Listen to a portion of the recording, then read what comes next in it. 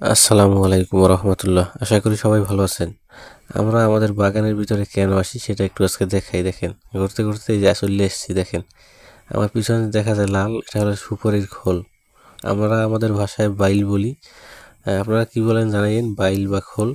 তো এগুলো নিতে আসি আমরা সুপারি গাছ থেকে। এগুলো পরে এই যে, তো এগুলো কী করি সেটাও বলি। এগুলো নিয়ে এখন শুকাই আমরা এটাকে সংরক্ষণ করবো। যখন আষাঢ় মাস অর্থাৎ বৃষ্টির যখন সিজন থাকবে, তখন এগুলো দিয়ে চুলায় যে লাকড়ি, সেই লাকড়িগুলোতে আগুন ধরাই আমরা। এটা হলো আমাদের অঞ্চলে এই কাজগুলো করি। অর্থাৎ এই যে বাইল থাকে, বাইল দিয়ে আগুন জ্বালাইয়ে এরপরে সেই আগুনটা দিয়ে লাকড়িতে আমরা আগুন লাগাই এবং সেখানে সেটা দিয়ে ভাত রান্না করি আর কি। তো অনেকে আঙ্গানি বলে জিনিসটা আর কি। তো এই বাইল টোকাই দিয়ে আমরা আসি বেশিরভাগ সময়। এই বাইলগুলো নিতে আসি, বাইল বা খোল।